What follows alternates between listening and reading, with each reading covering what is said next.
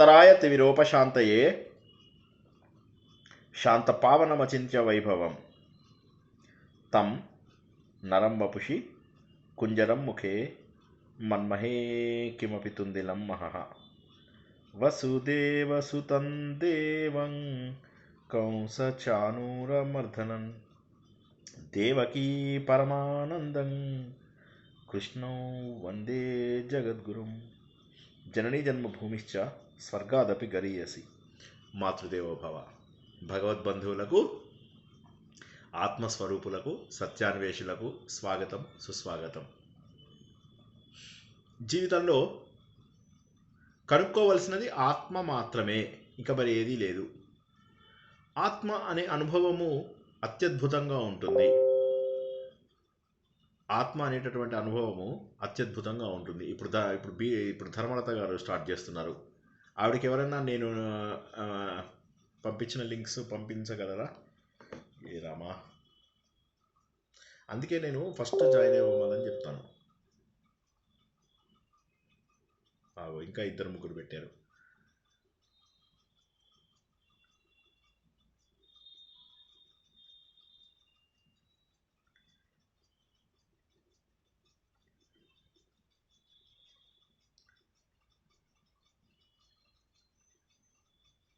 ఎవరైనా కొద్దిగా take care చేయగలరా అండి వీళ్ళనిద్దరిని?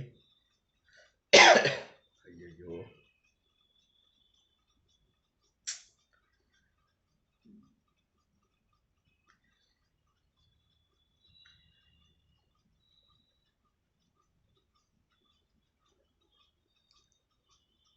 తర్వాత రెండో లింక్ పెట్టండి. రెండో లింక్ అంటే మీటింగ్ లింక్. ఒకటేమో గ్రూప్లో జాయిన్ అవ్వడానికి లింకు, ఇంకోటేమో ఇది. ధర్మలత గారికి కూడా ఎవరైనా పెట్టండి, ఓకేనా?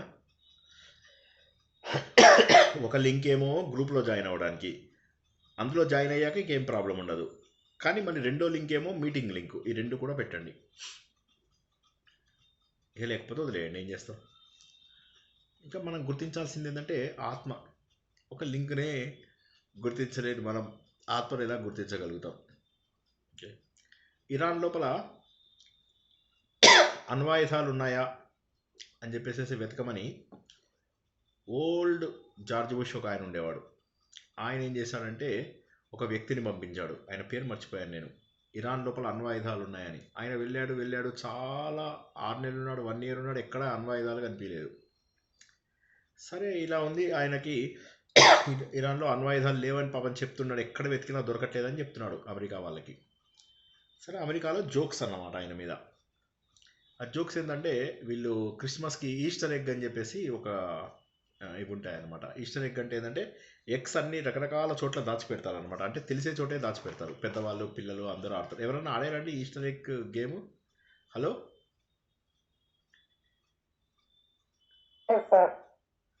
ఎవరో ఆడలేదా? చాలా బాగుంటుంది ఆట. అదేంటంటే కొన్ని తెలిసిన చోట్ల పెడతారు, కొన్ని కొద్దిగా కాంప్లికేటెడ్గా పెడతారు. కానీ మొత్తం మీద అందరికీ దొరుకుతాయి ఈస్టర్ ఎగ్స్. అది దొరకాలన్నమాట, అదొక సెంటిమెంటు. సరే, ఒక కామెడీ షో జరుగుతుంటే ఆ కామెడీ షో లోపల వాడు చెప్తున్నాడు అనమాట, ఇట్లా తన ప్రెసిడెంట్ ప్యాలెస్ లోపల ఈస్టర్ ఎగ్ కనిపెట్టేది అందరినీ పిలిచాడు. ఈస్టర్ ఎగ్ పట్టుకోవడానికి అని అందరూ వచ్చారు, అందరూ ఈస్టర్ ఎగ్ కనుక్కోవడానికి వచ్చారు, అందరికీ దొరికాయి ఈస్టర్ ఎగ్స్ అని అక్కడికి పంపించాడు కదా ఇరాన్కి. వాడికి తప్ప అందరికీ దొరికాయి అని చెప్పేసి చెప్తున్నాడు అనమాట. అంటే ఏంటంటే ఈ ఈస్టర్ ఎగ్సే పట్టుకోలేని వాడు ఇక అణ్వాయుధాలు ఏం పట్టుకుంటాడు అని జోక్ అన్నమాట వాడి మీద. అలాగా మన స్టూడెంట్స్ ఏంటంటే లింకే పట్టుకోలేకపోతున్నారు. వీళ్ళతోటి ఆత్మానుభవం ఎలాగా? ఇది ఇక్కడ ప్రాబ్లం. ఏంటంటే ఆత్మ అనేది ఉంది అనేది విషయం చాలామందికి తెలుసు. కానీ ఆత్మ అనేది ఏమనుకుంటారు అంటే అదొక చిన్న దెయ్యం రూపంలో, తెల్ల దెయ్యం. అది కూడా నైట్ టైం కాస్త తెల్లగా ఉంటుంది. ఆ దెయ్యం ఇలా గాలిలో వెళ్తూ ఉంటుంది. అది నా ఆత్మ, నీ ఆత్మ వేరు. అండ్ దీనికి తోడు ఏమవుతుందంటే చాలామంది అనుభవాలు కూడా అలాగే ఉంటాయి. ఇప్పుడు మీరు చూసినట్లయితే పరమహంస యోగానంద గారిది ఒక ఇది ఉంది, ఏమంటారు, ఒక యోగి ఆత్మకథ. అందులోపల ఏంటంటే ఈ ఆత్మ యొక్క ప్రయాణాన్ని ఆయన చిన్న చిన్న ముక్కలుగా చెప్పాడు. నువ్వు ముందుగా నీకు మొదటి రోజు నాడు చనిపోయావని తెలియదు, 2-3 రోజులు అవుతుంది నీకు అంతా అర్థమయ్యేసరికి, తర్వాత బాధపడుతూ ఉంటావు, ఎవరెవరు వచ్చారో చూసుకుంటూ ఉంటావు, తర్వాత 4-5 రోజుల తర్వాత ఇంకా సిద్ధమవుతూ ఉంటావు. 6-7 రోజులైన తర్వాత నీకు శరీరానికి అవయవాలు వస్తూ ఉంటాయి. చిన్న చిన్న శరీరం తయారవుతుంది. ఆ తర్వాత మెల్లగా నువ్వు బయటికి వెళ్తావు, వేరే ఆత్మలతో కలుస్తావు. అందరూ ఆత్మలు ఇలా గాలిలో ఎగురుకుంటూ ఎగురుకుంటూ ఎగురుకుంటూ వెళ్తారు. వైతరణి నది దగ్గర కూర్చుంటాయి ఆత్మలన్నీ. ఇలాగ చెప్తూ ఉంటారనమాట. ఇది మొదటి కేసు. ఇంతకుముందు కూడా ఒకసారి చెప్పడం జరిగింది ఇది. రెండవ కేసు ఏంటంటే, ఆత్మ అనేటటువంటిది ఎలక్ట్రిసిటీ లాంటిది. ఎక్కడి నుంచి వచ్చిందో అక్కడికి వెళ్ళిపోతుంది అంతే. అంతేగాని ఇది ఇలా గాలిలో ఎగరడము అలా ఏమి ఉండదు. అండ్ ఎలక్ట్రిసిటీ అనేది ముక్కలు ముక్కలుగా ఉండదు. టెలివిజన్కి ఒక ఎలక్ట్రిసిటీ, ఫ్యాన్కి ఒక ఎలక్ట్రిసిటీ అట్లా ఉండదు. ఒకే చైతన్యాన్ని ఫ్యాన్ ఒక రకంగా వాడుకుంటుంది, టెలివిజన్ ఒక రకంగా వాడుకుంటుంది, గ్రైండర్ ఒక రకంగా వాడుకుంటుంది, మన మొబైల్ ఫోను ఒక రకంగా వాడుకుంటుంది. కాబట్టి ఉన్నటువంటిది ఒకటే చైతన్యం. ఈ రెండు థియరమ్స్లో ఏది బాగుందండి? ఈ రెండు థియరమ్స్లో ఏది బాగుందంటారు? రెండోది బాగుంది సార్. మొదటిది బాలేదా? మొదటిది ఇలా దెయ్యం అయిపోయి కిందికి వెళ్ళి ఒకసారి. రెండోదే బాగుంది సార్. అంటే మనకు భయం లేకుండా దేవుడు ఉన్నాడు అని తెలుసు, అన్ని ఆయన చూసుకుంటాడని తెలుసు. ఆయన మనిషి అన్నప్పుడు తెలవకుండా ఎక్కడో కొద్దిగా ఉంటారు సార్. ఎంత ధైర్యం ఉందా అన్నాళ్ళు కూడా. కానీ మనలోనే దేవుడు ఉన్నాడు. దేవుడి యొక్క చైతన్యమే మనము. ఆ దేవుడి యొక్క చైతన్యం గనక లేకపోతే ఇలా మాట్లాడలేం, కూర్చోలేం, నించోలేం, పడుకోలేం, ఏమీ లేదు. ఈ శరీరానికి తనంతటా తను నిలబడేటటువంటి శక్తి లేదు. కాబట్టి ఆత్మను గుర్తించడం కష్టం. ఆత్మ అనగానే అందరూ దెయ్యాలు, భూతాలు అనుకోవడమే. కానీ అసలు ఆత్మ నిజంగా ఎలా ఉంటుంది అంటే, ఆత్మ అనేటటువంటిది మలినం కానటువంటిది. ఆత్మ అనేటటువంటిది సచ్చిత్, అంటే చైతన్యవంతమైనటువంటిది. దీనికి ముసలితనం రావడం కానీ, బాధపడడం కానీ, కర్మలు చేయడం కానీ, భోక్తృత్వం కానీ ఏమీ ఉండదు. ప్రాబ్లం ఏంటంటే, నేను అలసిపోయాను అంటారు. నేను అంటే ఎవరు? ఈ శరీరం కాదు, ఈ మనస్సు కాదు, ఈ బుద్ధి కాదు. నేను అంటే ఆత్మ. ఆత్మకు అలసిపోవడం ఎక్కడుంది? నా శరీరం అలసిపోయింది అని చెప్పి చెప్పాలి, నా మనస్సు అలసిపోయింది అని చెప్పి చెప్పాలి. కానీ మనం ఏం చెప్తాము?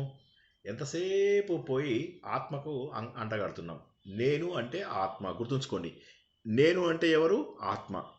ఆత్మకి ఏ విధమైనటువంటి చైతన్యం లేదు. నేను చెడ్డవాడిని, మంచివాడిని, అది వేరే మతాల్లో ఉంటాయి, హిందూ మతంలో ఉండదు. నేను అంటే చైతన్యము. ఆ చైతన్యం ప్యూర్దే ఉంటుంది. మీ ఇంటికి వచ్చే ఎలక్ట్రిసిటీ మంచిది, మా ఇంటికి వచ్చే ఎలక్ట్రిసిటీ చెడ్డదు ఉండదు. ఇప్పుడు ఒక అపార్ట్మెంట్స్లో ఉన్నాం అనుకోండి అందరము. మా ఇంటికి వచ్చే ఎలక్ట్రిసిటీ బాగుండి మీ ఇంటికి వచ్చే ఎలక్ట్రిసిటీ మలినంగా ఉంటుందా? చెప్పండి ఎవరైనా. అంతా ఒకలానే ఉంటుంది. అంతా ఒకలాగానే ఉంటుంది. ఎందుకు అందరూ మాట్లాడటం లేదు? కనీసం అందరికీ మ్యూట్ అన్మ్యూట్ చేసుకోవడం వస్తుందా?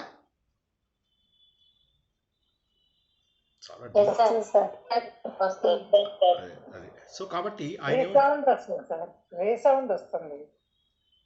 అందరూ మ్యూట్ లో ఉన్నప్పుడు రీసౌండ్ వస్తుందా? లేదు సార్, అట్లా లేదు. వాయిస్ బ్రేక్ అవుతుంది. చాలా నా వాయిస్ బ్రేక్ అవుతుందండి? మాకు బాగానే ఉంది సార్. మంచిగా బాగుంది సార్. ఒక్కరికి అలా ఉన్నట్టుంది, అంతా బాగుంది మీది. సో కాబట్టి ఆత్మ ఏంటి, అనాత్మ ఏంటి, ఈ వివేకాన్ని మనము తెలుసుకోవాలి. ఆత్మ ఏమిటి, అనాత్మ ఏమిటి?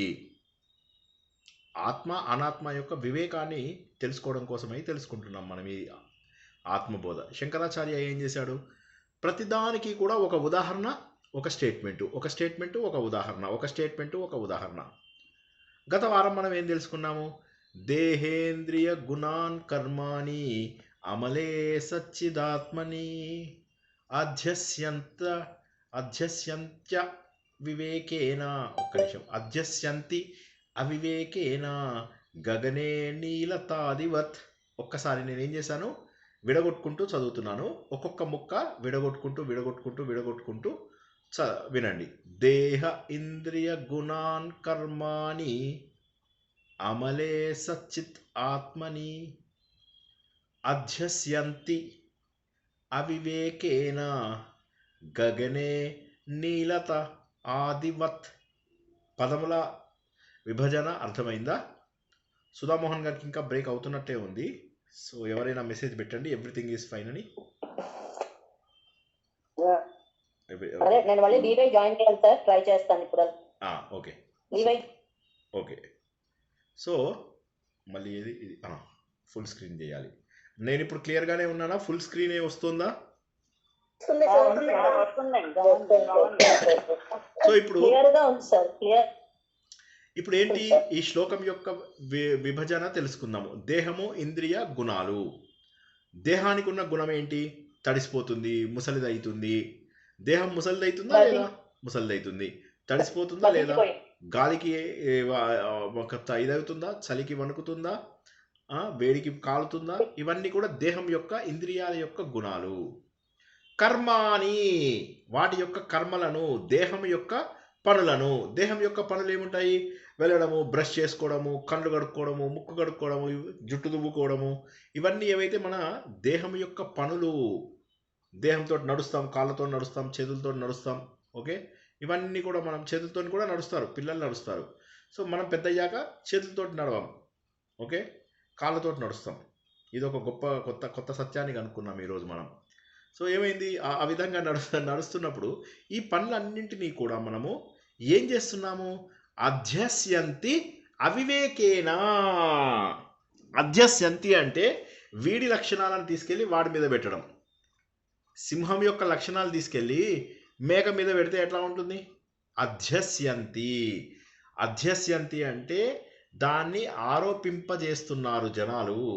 అధ్యస్యంతి ఎవరు అలా జనాలు ఎవరు?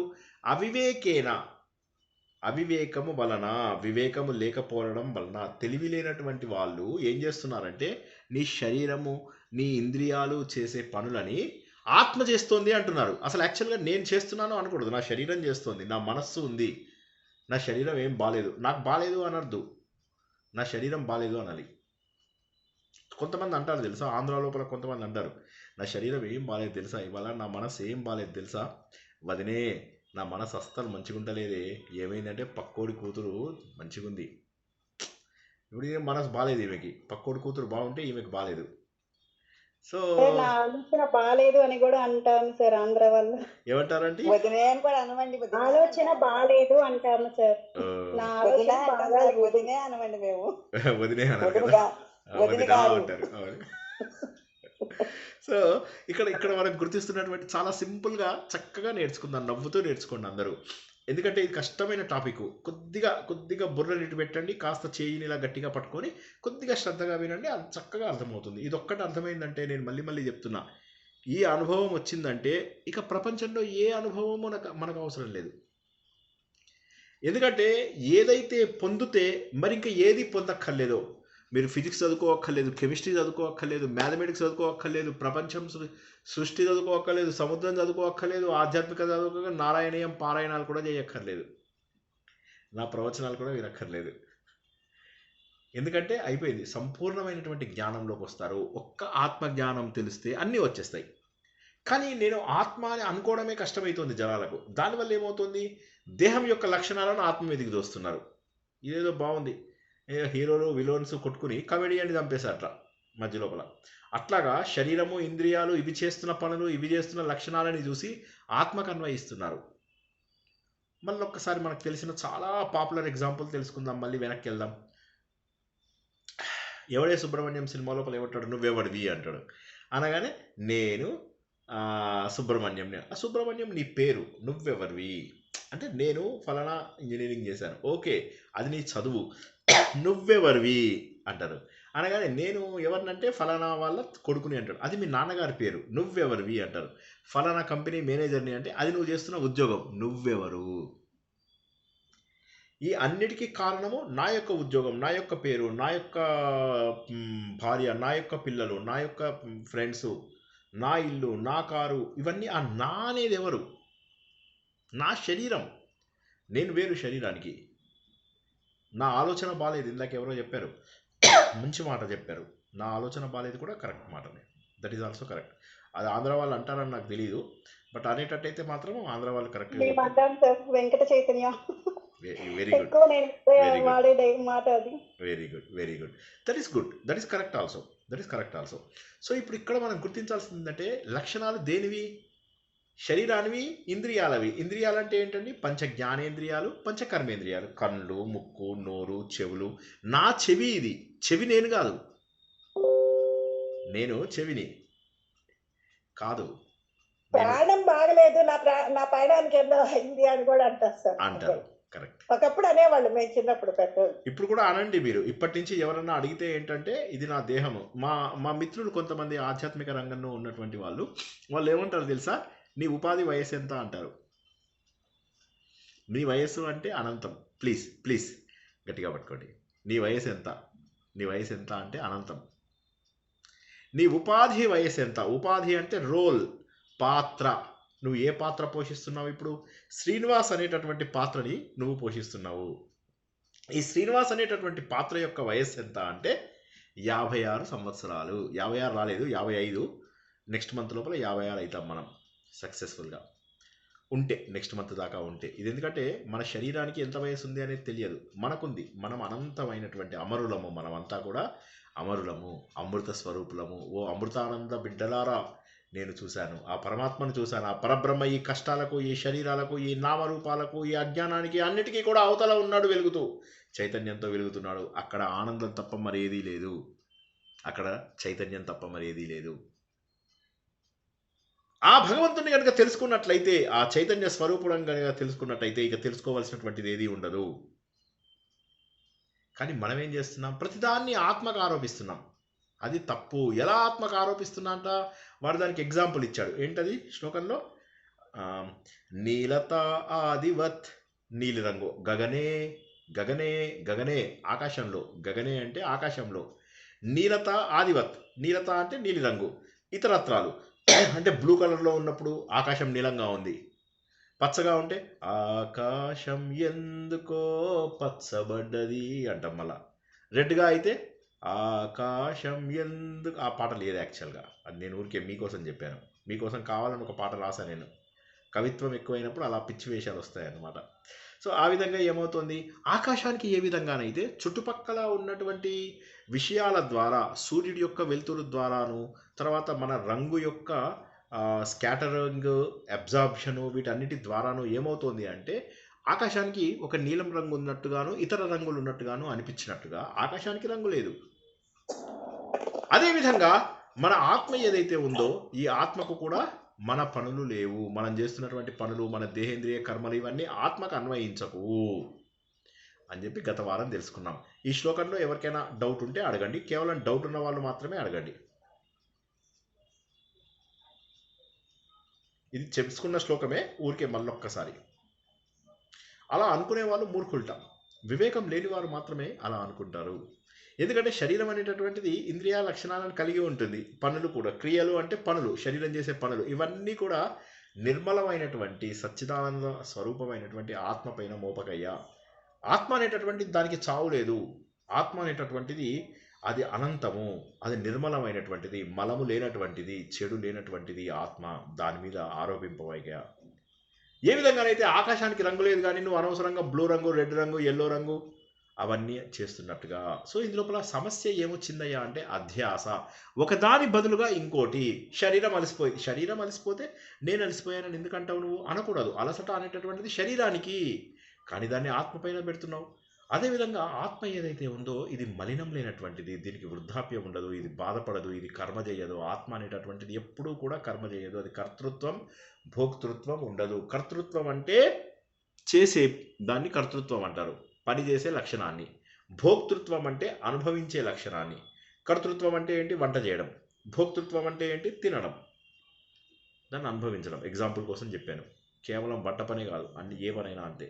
కర్మ చేయడము, అనుభవించడము ఆత్మకు కాదు, శరీరానికి మాత్రమే ఉంటాయి. అదేవిధంగా ఆకాశం నీలిరంగు ఉందా? దానికి లేదు, కానీ మనకు నీలిరంగులో కనిపిస్తోంది. కాబట్టి మన జీవితంలో వచ్చేటటువంటి సుఖము, దుఃఖము, కర్తృత్వము, భోక్తృత్వము ఇవన్నీ ఆత్మవి కావు, కానీ మనం వాటిని ఆత్మకు అంటించుకుంటున్నాము. కాబట్టి నేనే శరీరాన్ని, నేనే కర్తని, నేనే బాధపడుతున్నాను అనుకున్నాము. ఇప్పుడు చూసినట్లయితే నేను బాధపడుతున్నానా? ఎవరైనా జవాబు చెప్పండి. నేను బాధపడుతున్నానా? పడట్లేదు.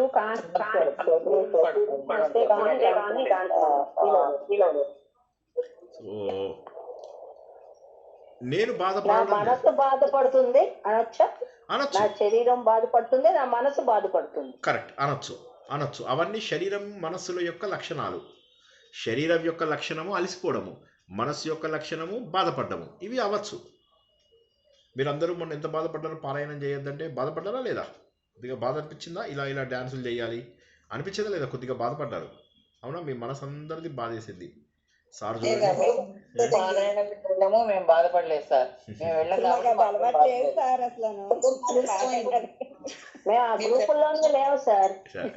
కానీ ఆ గ్రూప్ లో అందరినీ కలిపి మీరు ఉతికేసారు, కానీ మేము ఆ గ్రూపుల్లోనే లేవు. ఏం లేదు, ఊరికే మా అమ్మాయి చేసేదంటే చెప్తాను. దానికి కారణం ఉంది నేను అలా అనడానికి. ఏమిటంటే మా అమ్మాయి చేసేదంటే, నాకు ఇద్దరు అన్నయ్యలు అనమాట. సో మా పెద్దన్నయ్య బాగా అల్లరి చేసేవాడు. రెండో అన్నయ్య ఏం చేశాడంటే నల్లి, చాలా అల్లరి చేసేవాడు వాడు కూడా. నేనేమో భోలా, మీకు తెలుసు కదా, నోట్లో వేలు పెడితే ఏం చేయాలి అంటారు, కొరకడం కూడా రాదు మనకు, అమాయకులం. సో అప్పుడు మా అమ్మాయి చేసేది, మా పెద్దనయ్యని కొట్టేది, రెండో వాడిని కూడా కొట్టేది. కొట్టేం చేసేది, నన్ను కొట్టేది. నన్ను ఎందుకు కొడుతున్నావమ్మా అంటే, ముగ్గురికి సమానంగా పడాలని చెప్పేది న్యాయం విధించేది అనమాట అమ్మ. అలాగా అందరికీ కూడా ఒక డోస్ పడాలి అని ఏమనేది, కర్ర తీసుకొచ్చి ఇంకెప్పుడైనా అన్నయ్యల జోలికి వెళ్తావా అంటే, ఇప్పుడు నన్ను తిట్టడానికి అమ్మకు కారణాలు దొరికేవి కాదు. ఏ రకంగా నన్ను తిట్టాలి, ఇంత ఇంత ఇంత మంచి పిల్లాడు ఎలా పుట్టాడు, ఏ రకంగా తిడతాం చెప్పండి, ఏ కారణంతో తిడతాం. కాబట్టి మా అమ్మ ఏం చేసేది అంటే, నా దగ్గరికి వచ్చి అల్లరి చేసినప్పుడు తిట్టకుండా ఎలా ఉంటుంది సార్? సార్ మీ అమ్మగారు ఇప్పుడు లేరు, ఇంకా మేము నమ్మాలి సార్ అది. అదే మీ అన్నయ్యల జోలికి వెళ్ళొద్దంటే మీ అన్నయ్యని ఏమనొద్దు అని చెప్పడం అనమాట. చెప్పడానికి.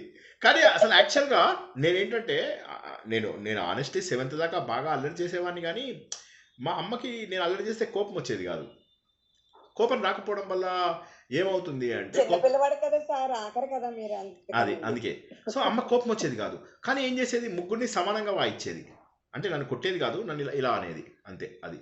సో అదేవిధంగా నేను కూడా ఏం చేశానంటే, కొద్దిగా అందరినీ కలిపి అలా చెప్తే అందరికీ కూడా ఒకసారి జ్ఞాపకం ఉంటుంది. అందులో ఇంకోటి ఏమవుతుందంటే, ఈ రేపటి నుంచా ఎల్లుండి నుంచి మనం కేనోపనిషత్తు ఆ పుస్తకం అందరూ కొనుక్కోండి దయచేసి ప్లీజ్.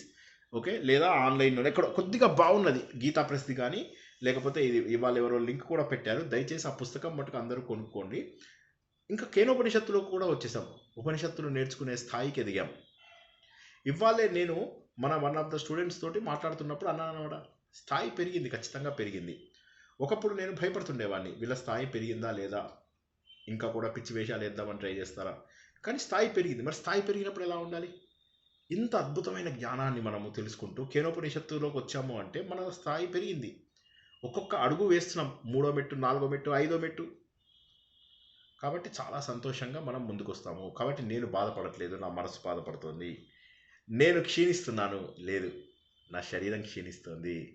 కాబట్టి శరీరము మనస్సుల యొక్క లక్షణాలను ఆత్మపైన నువ్వు ఆరోపిస్తున్నావు చూడు, దాన్ని అధ్యాస అంటారు. ఒక్కసారి అందరూ ఈ పదాన్ని, ఇంతకుముందు కూడా చెప్పాను, ఒక్కసారి అందరూ అన్మ్యూట్ చేసుకొని అనండి, ఏం పర్వాలేదు, అధ్యాస అనండి. అధ్యాస. ఓకే, రాసుకోండి.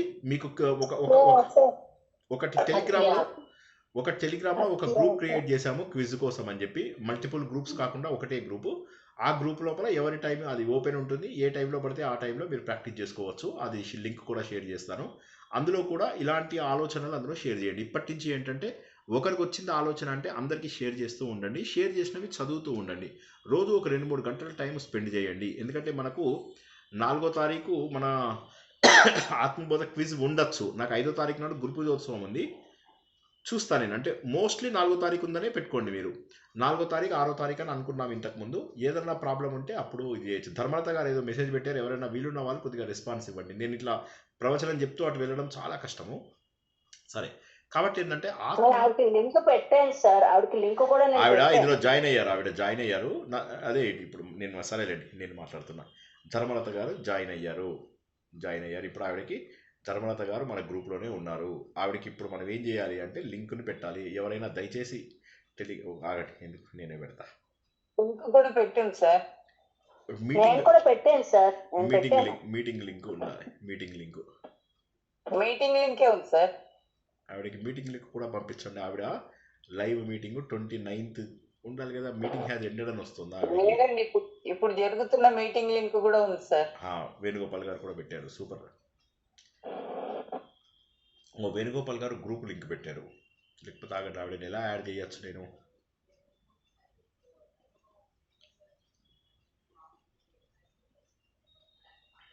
చూడండి, చాలా కష్టం.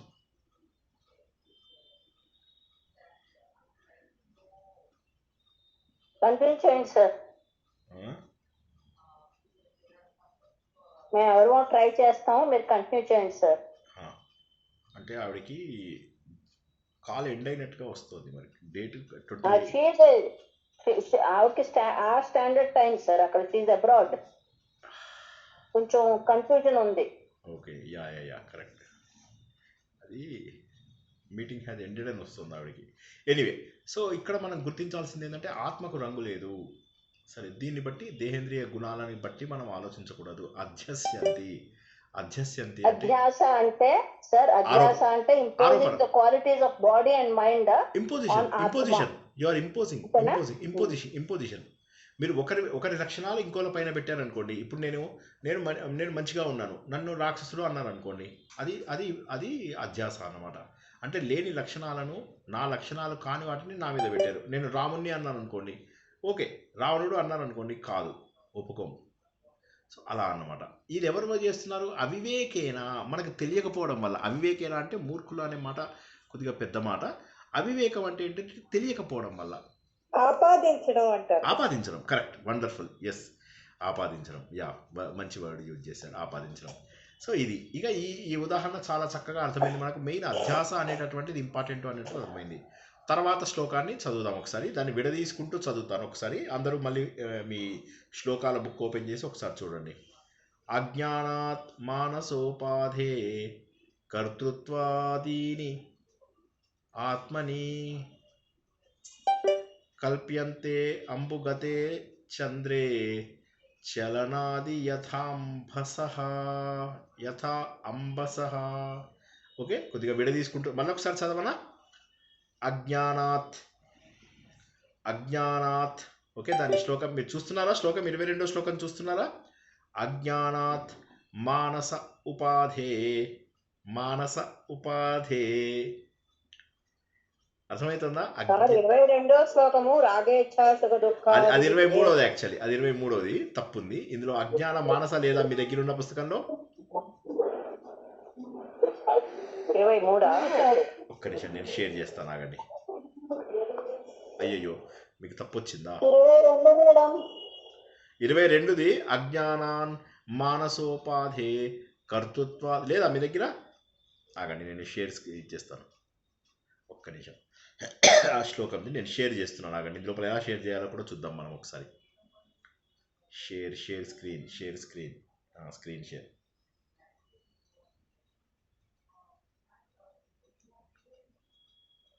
అయ్యో రామ, ఇది గుర్తించట్లేదేంటి?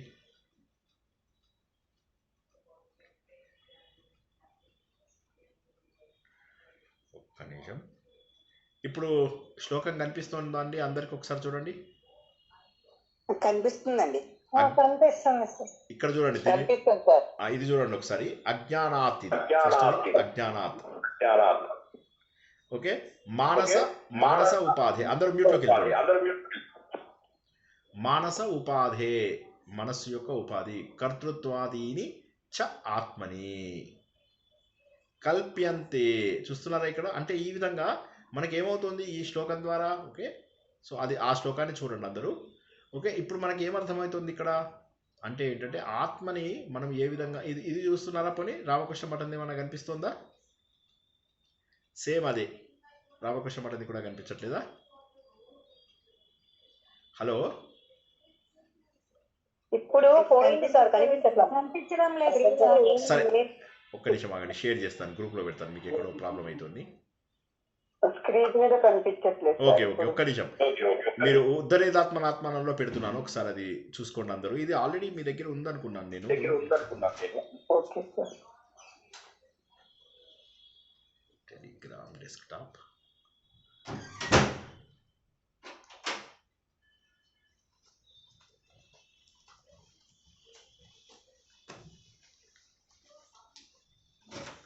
ఇప్పుడు ఒకసారి అందరికీ పంపించాను చూడండి. కనిపిస్తుందా? అందరికీ పంపించాను, చూసుకోండి ఒకసారి. ఆ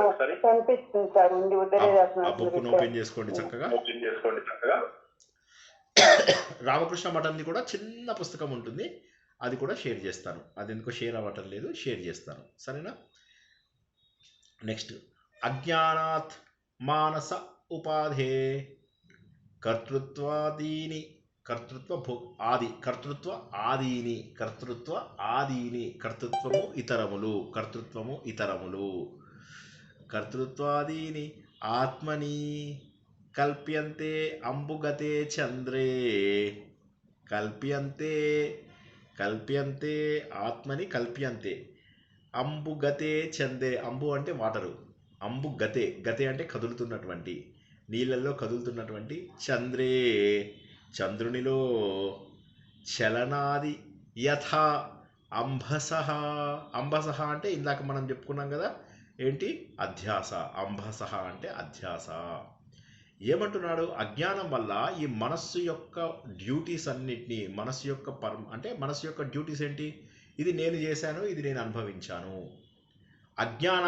అజ్ఞానం వల్ల తృతీయ విభక్తి. మానస ఉపాధే, మనస్సు అనే యొక్క ఉపాధి యొక్క షష్ఠీ విభక్తి మానస ఉపాధే. ఏం చేస్తున్నాం మనము, కర్తృత్వములన్నీ కూడా ఆదీని అంటే ఇతరములు, కర్తృత్వము భోక్తృత్వము ఇవన్నిటిని కూడా కల్ప్యంతే భావిస్తున్నాం. ఏమని, అంబుగతే అంటే నీళ్ళల్లో చంద్రుడు కదులుతున్నాడు, నీళ్ళలో చంద్రుడు ఇలా వెళ్ళిపోతున్నట్టుగా అనిపిస్తుంది, నీళ్లు కదులుతున్నాయి కానీ చంద్రుడు వెళ్తున్నట్టుగా అనిపిస్తుందా లేదా, ఎస్ ఆర్ నో, చంద్రుడు వెళ్ళిపోతున్నట్టుగా అనిపిస్తుందా లేదా. అజ్ఞానం కారణంగా ఏమవుతుందంటే మన మనస్సు చేస్తున్న పనులన్నీ కూడా ఆత్మకు పెడుతున్నాము. ఆత్మ అనేటటువంటిది నిర్మలమైనటువంటిది, ఆత్మకు ఏ విధమైనటువంటి కర్తృత్వ భోక్తృత్వ లక్షణాలు లేవు. కానీ మనం ఏం చేస్తున్నామంటే సుఖాన్ని, దుఃఖాన్ని, కర్తృత్వాన్ని, భోక్తృత్వాన్ని అన్నింటినీ కూడా ఆత్మకు ఆపాదిస్తున్నాం. కానీ అవన్నీ కూడా మనస్సు. చంద్రుడు నిశ్చలంగానే ఉన్నాడు కానీ నీళ్లు ఇక్కడ అలలతో కదిలినప్పుడు అదే చంద్రుడు చూడు ఇలా అయ్యాడంటారు, కానీ చంద్రుడికి ఎందుకు అవుతాడు, చంద్రుడు అలాగే ఉన్నాడు, స్టేబుల్గానే ఉన్నాడు చంద్రుడు.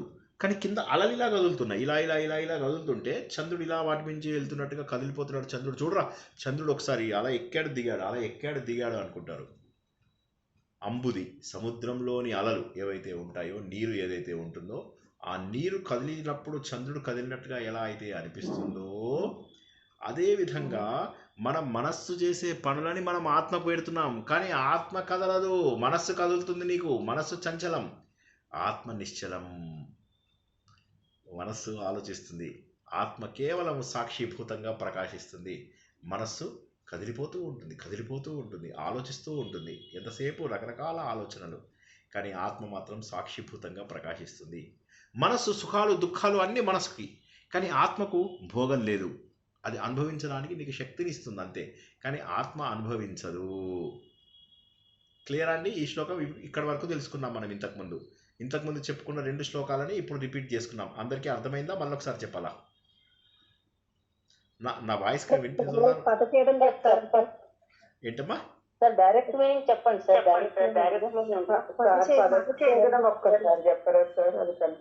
డైరెక్ట్ మీనింగ్, ఇండైరెక్ట్ మీనింగ్ లేవు ఇందులో.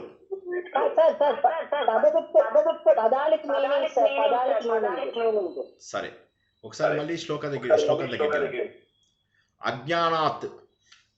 అజ్ఞానము వలన మానస ఉపాధే, మనస్సు యొక్క ఉపాధులు అంటే డ్యూటీసు, దాని యొక్క జాబ్స్ ఏవైతే ఉన్నాయో, కర్తృత్వ ఆదీని, కర్తృత్వము ఇతరములు, రాసుకోండి,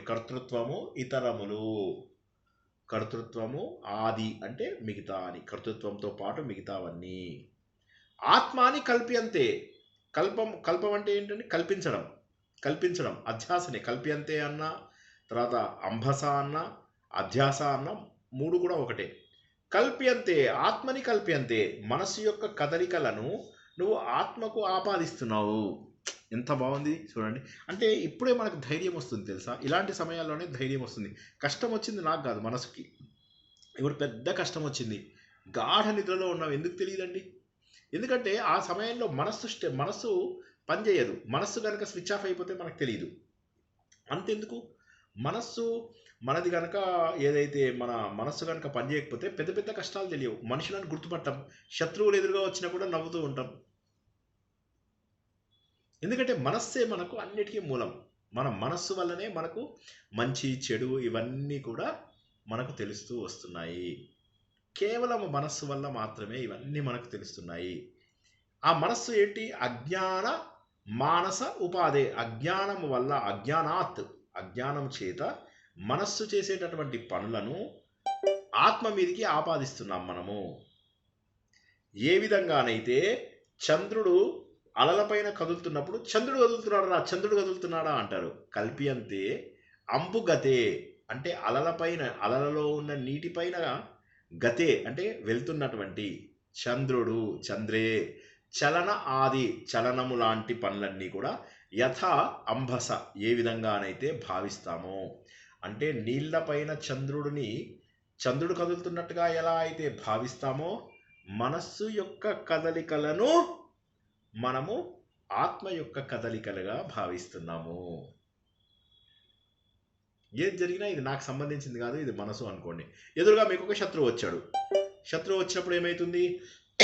ఆ శత్రువుని చూసి లేదు మీకు మనసుకు తెలియదు అనుకోండి, మనసు మర్చిపోయింది అనుకోండి వాడి శత్రువు అని. మీరు ఎదురుగా ఉన్నవాడిని చూసి నవ్వుతారా లేదా? కమల్ హాసన్ది ప్రభాస్ వాళ్ళ ఫాదర్గా చేశాడు, అతని పేరేంటి? జెమిని గణేషనా ఆ సినిమా లోపల, డార్లింగ్ సినిమా లోపల? ప్రభు. ఆ ప్రభు ఉన్నాడు కదా, ప్రభు తర్వాత కమల్ హాసన్ది ఒక సినిమా వచ్చింది విజేతలు అని చెప్పి.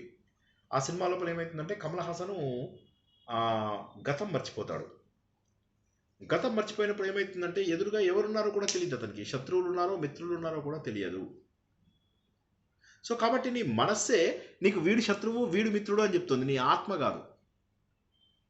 ఆత్మ జస్ట్ సాక్షిభూతం అంతే. ఇందులో ప్రతి పదానికి అర్థం చెప్పాను. ఇంకేమన్నా డౌట్స్ ఉన్నాయా? హలో,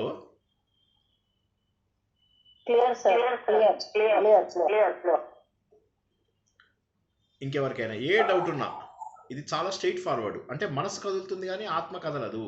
మనస్సు ఆలోచిస్తుంది కానీ ఆత్మ ఆలోచించదు. మనస్సు భోగభాగ్యాలన్నీ అనుభవిస్తుంది కానీ ఆత్మ అనుభవించదు అని ఇప్పటి వరకు మనం గత వారం వరకు తెలుసుకున్నటువంటి శ్లోకాలు తెలుసుకున్నాం. 23వ శ్లోకం కనిపిస్తుందా అందరికీ? చూడండి, ఇది కూడా సేమ్. ఈ శ్లోకం వెరీ సిమిలర్. కనిపిస్తుంది అందరూ చూసుకున్నా? నేను కాదు, మీరు గ్రూప్లో టెలిగ్రామ్లో ఓపెన్ చేసి చూసుకున్నారా? రాగ ఇచ్ఛా సుఖ దుఃఖ ఆది బుద్ధౌ సత్యాం ప్రవర్తతే.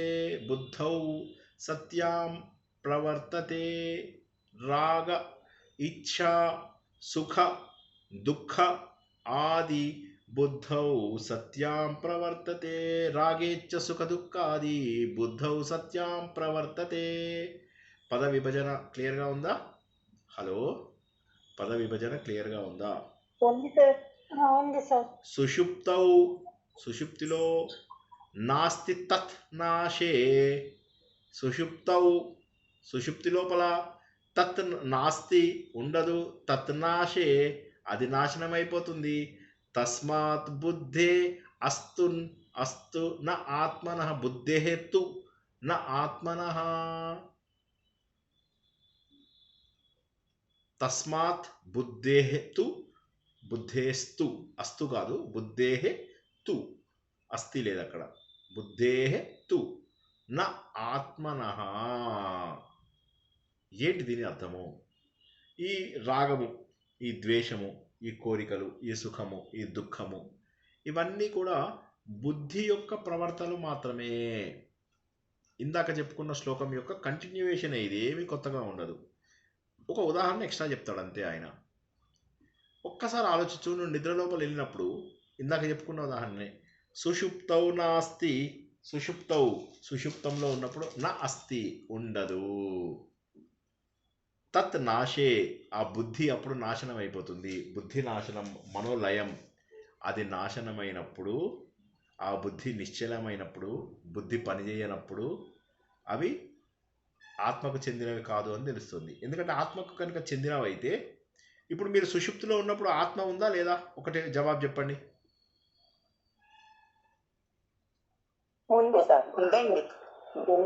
సుషుప్తి అంటే గాఢ నిద్రలో ఉన్నప్పుడు మీలో ఆత్మ ఉందా లేదా? ఆ సమయంలో బుద్ధి ఉందా?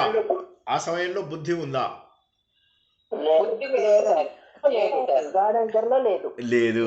గాఢ నిద్రలో బుద్ధి లేదు. గాఢ నిద్రలో ఎప్పుడైతే బుద్ధి లేదో అప్పుడు ఏమవుతుంది? మీకు కష్టాలు తెలుస్తాయా, సుఖాలు తెలుస్తాయా, బాధలు తెలుస్తాయా, సుఖాలు తెలుస్తాయా, ఇంకేమన్నా తెలుస్తాయా? నువ్వు ఎక్కడ పడుకున్నావో తెలుస్తుందా? బండరాయి మీద పడుకున్నావా, లేకపోతే మంచి హంస తూలికా తల్పం మీద పడుకున్నావా తెలుస్తాయా? ఏమీ తెలియదండి, ఏమీ ఏమీ తెలియదు. తెలియదండి. మరి ఆత్మ ఉంది కానీ బుద్ధి లేదు. ఒకసారి ప్లీజ్ ప్లీజ్ ఇది కొద్దిగా డివిజన్ అర్థం చేసుకోండి. మీకు కష్టం ఎప్పుడు తెలుస్తుంది? ఉదాహరణకి మీరు ఇక్కడ పడుకున్నారు, మంచం మీద పడుకున్నారు, సుషుప్తిలో ఉన్నారు, మెత్తటి పరుపులు. సుషుప్తి లోపల మీకు ఇది మెత్తటి పరుపు మీద పడుకున్నాను కాబట్టి మంచిగా ఉంది అని తెలుస్తుందా? తెలియదు. బండరాయి మీద పడుకున్నారు, ఆ నిద్ర కూడా ఒకటే. నిండార నిద్రించు ఉంది కదా, అది అన్నమాట. ఆ నిద్ర ఎక్కడున్నా కూడా నిద్ర ఒక్కటే. ఎందుకంటే సుషుప్తి లోపల నీకు ఆత్మ ఉంది కానీ పనిచేసేటటువంటి మనస్సు బుద్ధి లేదు. మనస్సు బుద్ధి లేకపోయేసరికి ఏమైంది? నీకు కష్టం సుఖం తెలియవు. ఉదాహరణకి చనిపోయిన వాళ్ళని ఐస్ డబ్బాలో పెడతారు. పెట్టగానే వాళ్ళు ఏం చేస్తారంటే ఐస్ డబ్బాలోంచి టక్ టక్ టక్ టక్ టక్ టక్ కొడతారు. జ్ఞాపకం ఉందా? సినిమాల్లో జరుగుతుంది, సినిమాల లోపల జరుగుతుంది. ఎవరో కాల్ కూడా చేస్తున్నారు నాకు, thank you very much. So ఒక సినిమా లోపల ఏం చేస్తుందంటే, ఒక ఆమె, మనం ఇప్పుడు ఈ మధ్య జరుగుతున్నాయి కదా చాలా హత్యలు, అలాగా ఒక ఆమె ఏం చేస్తుందంటే, ఆమె వాళ్ళ భర్తను చంపేసేసి వాళ్ళ అందులోపల ఒక యాపిల్ లోపల విషం పెట్టేసి సబ్సే బడా ఖిలాడి అని చెప్పి అక్షయ్ కుమార్ది ఒక సినిమా వచ్చిందనమాట. మమతా కుల్కర్ని అక్షయ్ కుమార్ ఒక యాపిల్ని కట్ చేసి అందులోపల విషం పెడుతుంది. విషం పెట్టి వాడికి ఇచ్చేస్తుంది అనమాట. అప్పుడు ఒక చాలా బ్యూటిఫుల్ పాట ఉందన్నమాట. భరో మాంగ్ మేరీ భరో కరో ప్యార్ ముజే కరో అని ఒక పాట ఉంది. ఆ పాట అయిపోయేసరికి వాడికి బలవంతంగా ఆ యాపిల్ తినిపించి చంపేస్తుంది. చంపేసి వాడిని తీసుకెళ్ళి ఐస్ డబ్బాలో పడేస్తుంది అనమాట. పడేసి ఇంకా తన లవర్తోని హ్యాపీగా ఉంటుంది. ఒకరోజు వాళ్ళు అలా హాల్లో కూర్చుంటారు. అప్పుడు ఆ ఐస్ డబ్బా ఎక్కడైతే వాడి శవాన్ని పడేసి ఇది చేశారో ఆ శవం నుంచి టక్ టక్ టక్ టక్ టక్ టక్ టక్ టక్ కొడుతున్నట్టుగా వస్తుంది అనమాట. ఆ ఐస్ బాక్స్ నుంచి సౌండ్ వస్తుంది. సో అదేవిధంగా ఇప్పుడు మనం ఒక చనిపోయిన వ్యక్తిని ఒక ఐస్ డబ్బాలో పెడితే అతను ఏమంటాడండి? కొట్టి బయటకు వచ్చేస్తాడు. కరెక్టేనా? ఐస్లో పెట్టాం కదా. అలా ఎలా వస్తాడు? అంటే ఒకసారి ఆత్మ వెళ్ళిపోయిన తర్వాత మనస్సు పనిచేయదు, బుద్ధి పనిచేయదు. సో ఆత్మనే ఆధారం అన్నిటికీ, అందులో there is no doubt about it. దాంతో కన్ఫ్యూజ్ అవ్వద్దు. ఆత్మనే ఆధారం. కానీ మనస్సు బుద్ధి అనేవి ఇంకా సమయంలో పనిచేయవు. ఒకసారి ఆత్మ వెళ్ళిపోయాక మనస్సు బుద్ధి పనిచేయదు. ఒకసారి ఎలక్ట్రిసిటీ వెళ్ళిపోయిన తర్వాత మన టీవీ పనిచేస్తుందా? పనిచేయదు. అదేవిధంగా ఆత్మ ఉంది. ఇప్పుడు మనం నిద్రపోయినప్పుడు ఏమైంది? ఒక చిన్న డిఫరెన్స్. మనం మరణించినప్పటికీ నిద్రపోయినప్పటికీ తేడా ఏంటంటే, ఇప్పుడు మనలో ఆత్మ ఉంది కానీ బుద్ధి పనిచేయడంలా. ఈ పాయింట్ అర్థం కాని వాళ్ళు చెప్పండి ఒకసారి. 2 కేసులు చెప్తున్నాను. ఒక వ్యక్తి శరీరాన్ని వదిలేశాడు, ఒక వ్యక్తి శరీరంలో నిద్రపోతున్నాడు. ఇక్కడ ఆత్మ ఉంది, మనస్సు బుద్ధి లేదు. ఇక్కడ ఆత్మ లేదు కాబట్టి మనస్సు బుద్ధి కూడా లేవు. అర్థం కాని వాళ్ళు ఒకసారి అడగండి. కష్టమైంది, జోక్స్ తోటి అట్లయితే చెప్పడానికి ట్రై చేస్తున్నాను. బాగుంది సార్, ట్విస్ట్ బాగుంది. అర్థం అవ్వలేదు గురుగారు. నిద్రలో ఉన్నప్పుడు ఆత్మ ఉంటుంది కానీ మనసు, శరీరం బుద్ధి పనిచేయవు సార్. కరెక్ట్ అదే ప్రాణం పోయినప్పుడు మటుకు అవి కూడా పోతాయి, మొత్తం పోతాయి. ఒకసారి ఆత్మ వెళ్ళిపోయిందంటే అన్ని ఎగిరిపోయినట్టే. నిద్రలో మనసు బుద్ధి ఉండదు కానీ ఆత్మ ఉంటుంది. మరణించినప్పుడు మటుకు ఆత్మ ఉండదు, మనసు బుద్ధి ఏమీ ఉండదు. ఇవాళ సంభవం మీ అందరూ అర్థం చేసుకుంటారు. సార్ మీరు ఆత్మ లేదు గనక మనసు బుద్ధి ఉండదు అని అన్నారు. ఆత్మ ఉంటే మనసు బుద్ధికి శక్తి ఉంటుంది ఆలోచించడానికి. ఆత్మ అనేది ఎలక్ట్రిసిటీ. మళ్ళీ మీకు ఆ ఒక్క ఎగ్జాంపుల్ ఎట్టి పరిస్థితుల్లో మర్చిపోకండి. ఆత్మ అనేది ఎలక్ట్రిసిటీ. ఒకసారి ఎలక్ట్రిసిటీ లేకపోతే నా కంప్యూటర్ లోపల ఇంటెల్ చిప్ ఉందంటే ఎంత ఇంటెల్ చిప్ ఉన్నా పనిచేయదు. ఎందుకంటే ఆ ఇంటెల్ చిప్ పనిచేయడానికి కావాల్సినది ఏంటయ్యా? ఎలక్ట్రిసిటీ. కానీ నువ్వు నిద్రలో ఉన్నప్పుడు ఏమైంది? నిద్రలో ఉన్నప్పుడు, గాఢ నిద్రలో ఉన్నప్పుడు ఆత్మ ఉంది, మనస్సు బుద్ధి పనిచేయడం లేదు. మనస్సు బుద్ధి పనిచేయడం లేదు కాబట్టి మీకు కష్టం తెలుస్తుందా అండి? అప్పుడు సార్ నన్ను తిట్టాడు అని ఏడుస్తారా అప్పుడు?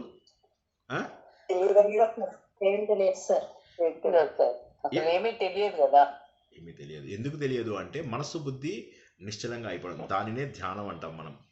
ఒక్కసారి ఊహించుకోండి అంత ఆనందాన్ని. అంటే ఆ సమయంలో ఎంత ఆనందంగా ఉంటుందో తెలుసా గాఢ నిద్రలో. దురదృష్టవశాత్తు మనం గుర్తించలేకపోతున్నాం.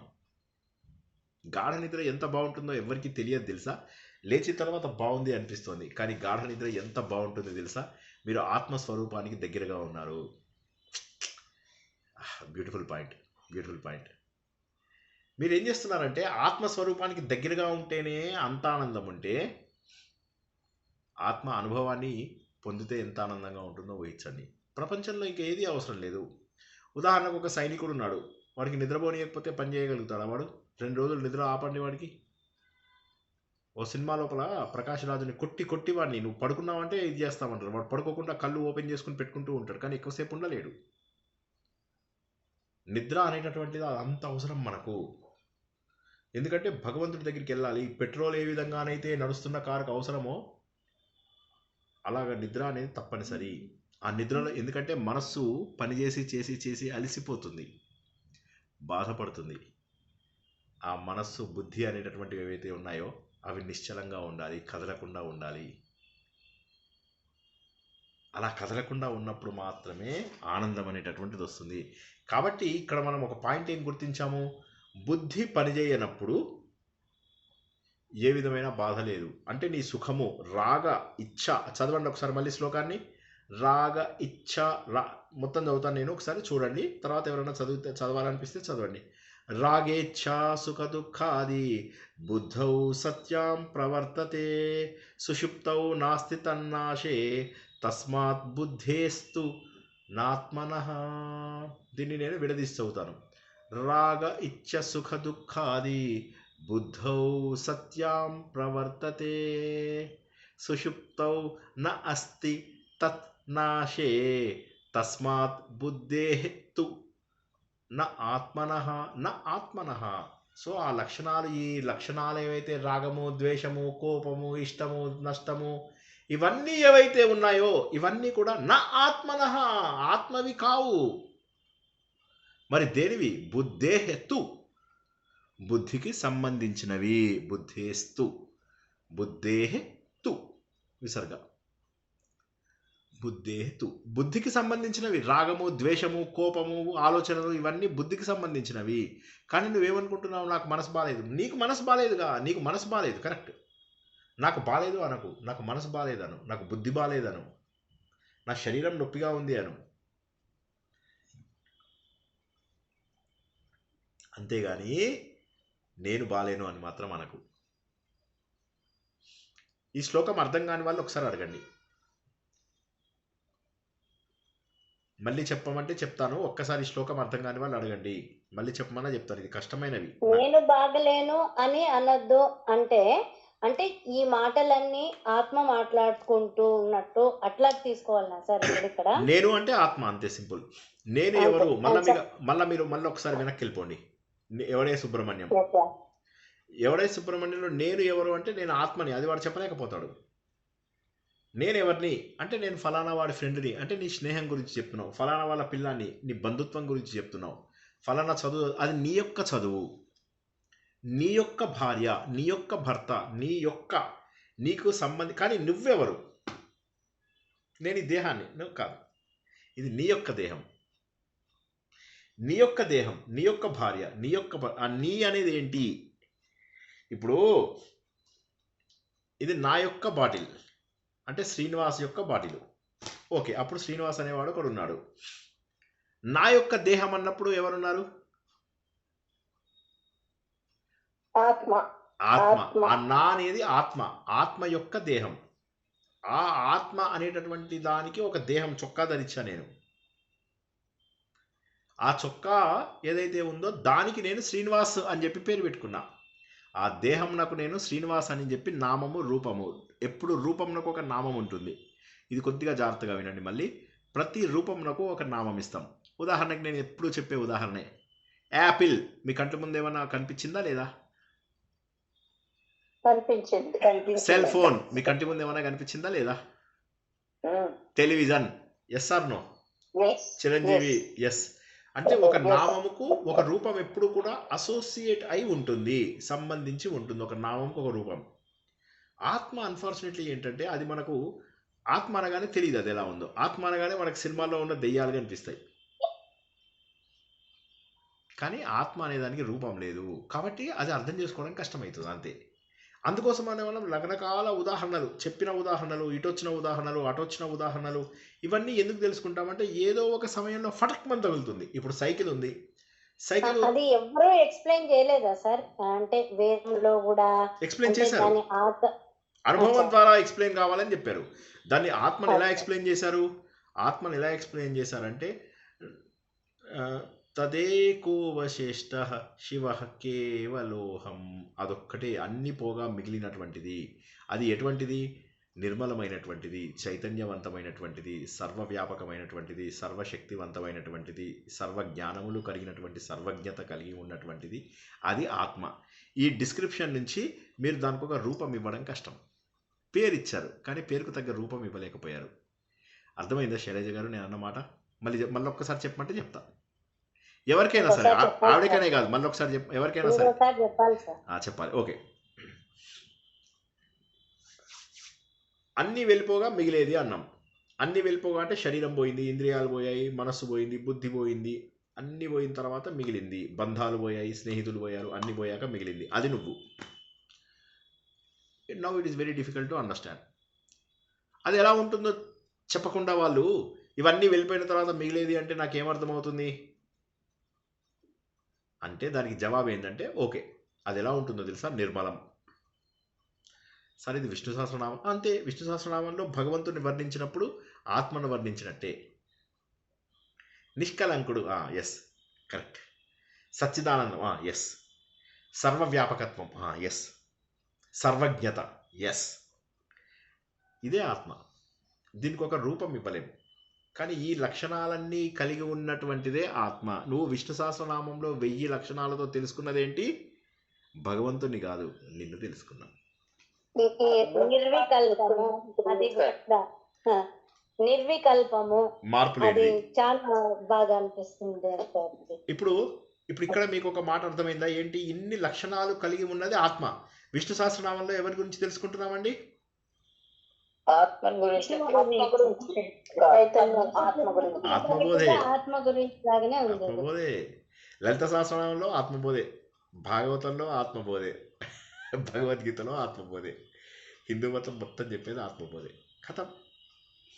దాన్ని శంకరాచార్య పాపం సింపుల్ టర్మ్స్లో మనకి ఎక్స్ప్లెయిన్ చేస్తున్నాడు. ఈ భాగం, ఇది వేదం. ఈ వేదంలో ఈ గ్రీన్ భాగం అంతా కూడా మనకు కనిపించేటటువంటి విశ్వం. ఈ తెల్ల భాగం ఏదైతే ఉందో సాధన ద్వారా మనం ఇక్కడ దాకా వస్తే ఈ తెల్ల భాగం కనిపిస్తుంది. ఆ తెల్ల భాగం కనిపించినప్పుడు అనుభవపూర్వకంగా తెలుస్తుంది మీకు. ఓహో, ఇదే కదా ఆత్మస్వరూపము అని. ఎప్పుడూ ఆనందంగా ఉంటారు, ఎప్పుడు ఏ రకమైనటువంటి మలినాలు లేకుండా ఉంటారు, ఎప్పుడు కూడా నిశ్చలంగా ఉంటారు, ఎప్పుడు కూడా ఎవరితోటి ఏముంది అంతా కూడా ఒక నాటకం అనుకుంటారు. సినిమా చూస్తున్నప్పుడు మంచిగా పాప్కార్న్ తింటూ చూస్తూ ఉంటాం. ఎందుకని? అది సినిమా అని చెప్పి తెలుసు కాబట్టి. ఈ ప్రపంచం అంతా కూడా భ్రాంతి అని తెలిసిందనుకో ఎంత హ్యాపీగా ఉంటాం. కళలో ఉన్నారు, కళలో ఉన్నప్పుడు ఎంత భయపడుతూ ఉంటారు. ఒకసారి కళ అయిపోయిన తర్వాత కళలోంచి బయటకు వచ్చేస్తే అబ్బా ఎంత రిలీఫ్ అనిపిస్తుంది. అదేవిధంగా నువ్వే ఆ భగవంతుడు స్వరూపుడవు, నువ్వే ఆత్మస్వరూపుడవి అని తెలుసుకున్న తర్వాత ఆ ఆనందం వేరుగా ఉంటుంది. ఆ ఆనందం నువ్వు అనేది తెలుసుకున్న రోజు ఇంకా ఆనందమే ఆనందం. అయితే సార్ అంతదాకా వెయిట్ చేయాలా? వెయిట్ చేయక్కర్లే. అద్దం మీద మరకలు తీసేస్తూ ఉంటే నీ ముఖం కనిపిస్తూ ఉంటుందా? అదేవిధంగా ఆత్మ మార్గంలో వెళ్తున్న కొద్దీ నీకు ఆనందం తెలుస్తూ ఉంటుంది. ఒకసారి బహుశా ఇంకొక 7-8 నెలల్లో మీకు తెలిసి తీరుతుంది, గ్యారంటీ. అది నేను I will give you in writing. అందుకే ఇప్పటి నుంచి కొద్దిగా ప్రాక్టికల్ క్లాసెస్ అని మొన్న చెప్పింది ఎందుకు? Now we are on the way, right way. ఇప్పటికీ కొంత అర్థమయ్యే స్థాయికి. ఇంకా కూడా కొన్ని డౌట్స్ ఉంటాయి, అవి ఎట్లాగో ఉంటాయి. ఇప్పుడు కారు తెలుసు మనకు, బ్రేక్ ఎక్కడుందో, యాక్సిలేటర్ ఎక్కడుందో, క్లచ్ ఎక్కడుందో తెలుసు, గేర్ ఎక్కడుందో కూడా తెలుసు, స్టీరింగ్ ఎక్కడ ఉందో తెలుసు మనకు. స్టీరింగ్ ఎక్కడ ఉంటుందండి? బ్యాక్ సీట్, అంతే కదా? అవునా? సో కాబట్టి ఏంటంటే మనం ఇక్కడ గుర్తించాల్సినటువంటి విషయం ఏంటంటే, చాలా ముఖ్యమైనటువంటి విషయం ఏమిటంటే, ఏ విధంగానైతే కారు అన్నీ తెలిసినా కూడా కారు నడిపించలేం. కారు యొక్క డ్రైవింగ్ని నువ్వు ఎంజాయ్ చేయాలి అంటే కార్లో ఎక్కడ ఏ పార్ట్ ఉందో తెలుసుకుంటే సరిపోదు. కారు నడిపిస్తూ ఉంటే మంచిగా అనిపిస్తూ ఉంటుంది. ఒక 10 రోజుల తర్వాత ఇక సంతోషంగా నడిపిస్తూ ఉంటావు. సెల్ ఫోన్లో మాట్లాడుకుంటూ మరి నడిపిస్తావు, కబుర్లు చెప్తూ నడిపిస్తావు, పక్కన ఉన్న వాళ్ళతో జోక్స్ చేస్తూ నడిపిస్తావు. ఏం బాధ అనిపించదు. కారు నడిపేయడం ఇదే లగ్జరీ. ఎంత ఆనందం అనిపిస్తుందో. నాలాంటి వాడికి బైక్ నడిపేయడం చాలా ఇష్టం. జస్ట్ ఇమాజిన్ చేసుకోండి, 2 చక్రాల మీద బ్యాలెన్స్ చేయడం ఎంత కష్టం అండి. కానీ ఎంత మజా అనిపిస్తుంది తెలుసా. ఎస్పెషల్లీ బరువైన అంటే అది అభ్యాసం మీద మనకు అంత అవలీలగా మనం చేయగలిగినాము. అభ్యాసము వలన మనము అంత అవలీలగా కనుక్కోగలిగినాము. అట్లనే ఇది అభ్యాసం చేస్తూ ఆత్మస్వరూపాన్ని మనము కనుక్కోవాలి. ఆ పాయింట్ సార్. ఆ పాయింట్ అంటే అభ్యాసము ద్వారా నీ అధ్యాసము తొలుగును. అభ్యాసము ద్వారా నీ అధ్యాస తొలగును. ఒక్కసారి ఎవరైనా 2-3 చెప్తారా ఇది? అభ్యాసం ద్వారా నీ అభ్యాసం తొలగును. అభ్యాసము తొలగును. ఆత్మసుఖము వీడి నీ ఆట కొరకు పాత్ర పోషణ చేసేది సూత్రధారి విశ్రమించదని పాదం ఆశ్రయించి పరమ కరుణాంతరంగా శ్రీ పాండురంగ. జై శ్రీకృష్ణ. నిజం చెప్పండి, జై శ్రీకృష్ణ. ఒక మాట చెప్తాను. ఇక్కడ ఆత్మబోధ ప్రారంభించినప్పటికంటే ఇప్పటికీ కొద్దిగా ఎక్కువ అర్థమవుతున్నట్టుందా లేదా? మనస్ఫూర్తిగా చెప్పండి. అర్థమవుతుంది, ఇప్పుడు అర్థమవుతుంది. ఎందుకంటే ఇది ఏంటంటే ఇలా సులభమైపోతుంది, చాలా సులభమవుతుంది, ఆనందంగా అనిపిస్తూ ఉంటుంది. ఇక అర్థమైన తర్వాత వెంటనే మనకు అనుభవంలోకి వస్తుంది. అదే ఆలోచిస్తూ ఉండాలి, అదే వింటూ ఉండాలి. నేనేమంటాను, ఇంకా దయచేసి అనవసరమైన పనులు చేయడం మానేయండి. మళ్ళీ నేను అదే ఎందుకు రిపీట్ చేస్తున్నానంటే, ఒక్క 6 నుంచి 8 నెలలు కష్టపడండి, కేనోపనిషత్తు కూడా అయిపోతుంది. ఓకే, సో కాబట్టి మనకు ఆత్మబోధ, కేనోపనిషత్తు అద్భుతమైనటువంటివి తెలుసుకుంటే ఇక మనకు అన్నీ దొరికినట్టే లెక్క. ఎల్లుండే కేనోపనిషత్తు. కాబట్టి మనస్ఫూర్తిగా అర్థం చేసుకోవడానికి ప్రయత్నం చేయండి. ఓకే, ఉపమానాలు కూడా చాలా మంచిగా ఉంటాయి కదా సార్, అట్లా ఇంకా బాగా అర్థమవుతుంది సార్. ఎంత బాగా రాశారు శంకరాచార్య, వాటి వల్ల ఇంకా మంచిగా అనిపిస్తుంది సార్. ఎంత బాగా రాశారు శంకరాచార్య. అవును సార్. చిన్న డౌట్ ఒకలాగే అనిపిస్తున్నాయి సార్. ఈ ఉపమానాలు చదివినప్పుడు అన్ని ఒకలాగే అనిపిస్తాయి. ఎన్ని ఉదాహరణలు ఉన్నాయి చూడండి, ఎన్ని ఉదాహరణలు. అన్ని సిమిలర్ ఉంటాయి కానీ డిఫరెంట్.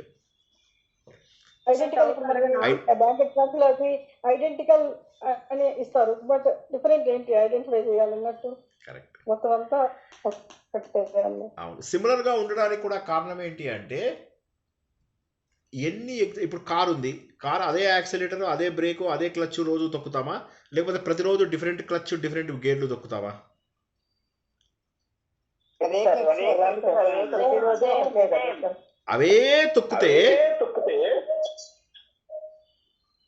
అవే తొక్కితే ఏ విధంగానైతే మనకు కారు యొక్క డ్రైవింగ్ అనుభవంలోకి వస్తుందో, అవే విషయాలని నెమరు వేసుకుంటూ ఉంటే, అమ్మయ్య శ్రీనివాస్ సార్ చెప్పేది ఇప్పటికి అర్థమైంది, ఎందుకు వినమంటాడు రోజంతా.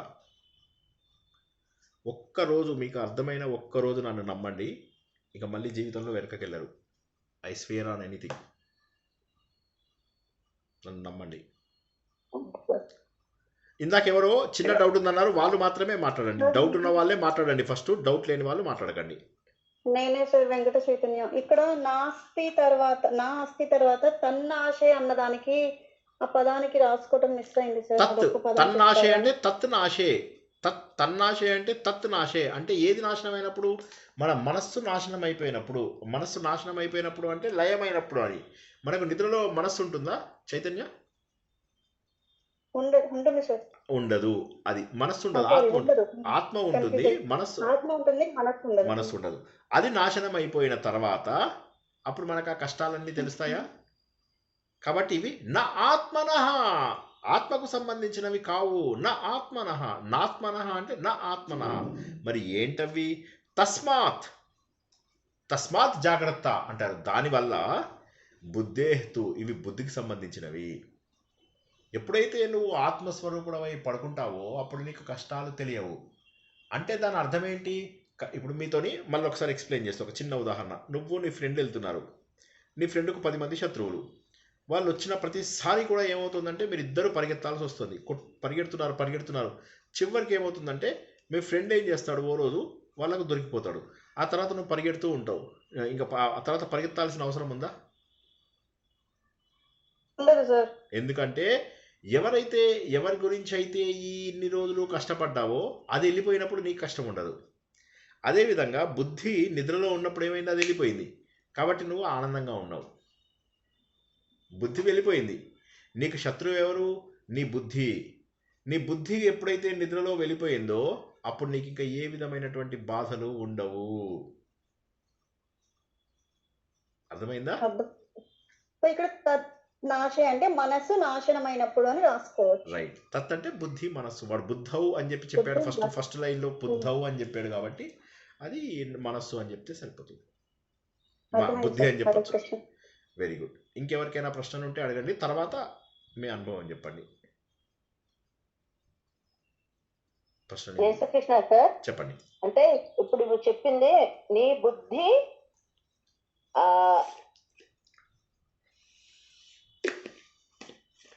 మీరు నిద్రపోయారు. లేదు, నీ బుద్ధి నీ శత్రువు. నేను నిద్రపోలేదు, రాసుకున్నది మీరు నిద్రపో అది కాదు నేను అంటున్న శ్లోకంలో మీరు నిద్రపోయారు. Okay sir, okay. నీ బుద్ధి నీ శత్రువు, అందుకే గాఢ నిద్రలో నువ్వు ప్రశాంతంగా ఉంటావు. అది కరెక్టే సార్ అండర్స్టాండింగ్? శత్రువు అని అనట్లేదు ఇక్కడ. వాడు ఆ కష్టాలు కానీ, రాగం కానీ, ద్వేషం కానీ, కోపం కానీ, సుఖం కానీ, దుఃఖం కానీ అన్నీ కూడా బుద్ధికి సంబంధించినవి, నీకు సంబంధించినవి కాదు. Okay okay. నిద్రలో ఉన్నప్పుడు మీకు సుఖం ఉంటుందా? నిద్రలో ఉన్నప్పుడు మీకు ఆ ఇన్సిడెంట్ బాగా జరిగింది, ఈ ఇన్సిడెంట్ బాగా జరిగింది అనుకుంటారా? ఈ ఇన్సిడెంట్ బాగా జరగలేదు, ఆ ఇన్సిడెంట్ బాగా జరగలేదు అనుకుంటారా? అనుకోరు. సో సుఖ దుఃఖము, రాగద్వేషాలు ఇవన్నీ ఏవైతే ఉన్నాయో అవన్నీ బుద్ధికి సంబంధించినవి. అందుకే బుద్ధి పని చేయదు గనక నీకు గాఢ నిద్రలో ఏమీ తెలియదు. అంటే బుద్ధికి సంబంధించినవి అవి, నీకు సంబంధించినవి కాదు. ఇప్పుడు ఎవరైనా వచ్చి నాకు ఎన్నో కష్టాలు వచ్చాయి అంటే అది మూర్ఖత్వం. ఎందుకంటే నీకు రావు కష్టాలు, నువ్వు ఆత్మస్వరూపుడవి. నీ కష్టాలు ఎక్కడి నుంచి వస్తాయి? కష్టాలు వచ్చేవి నీ శరీరానికో, బుద్ధికో, నీ వేరే వాటికో వస్తాయి. బుద్ధి ఉండడం వల్ల ఆలోచిస్తాం మనం. బుద్ధి లేకపోతే ఆలోచన లేదు. ఇప్పుడు పిచ్చాడు ఉంటాడు, వాడు బట్టలు లేకుండా కూడా పిచ్చిగా పరిగెడుతూ నవ్వుకుంటూ వెళ్ళిపోతుంటాడు. అవునా కదా? Yes or no? బుద్ధి పనిచేయనప్పుడు ఆనందమే.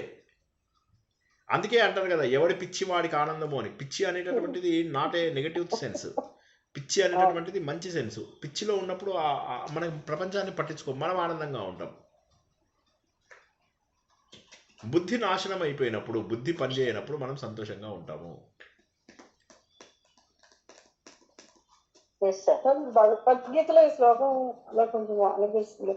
ఏవం బుద్ధే పరం బుద్ధ్వా సంస్థభ్యాత్మానం ఆత్మన దేశత్వం మహాబాహు కామరూపం దురాసతం.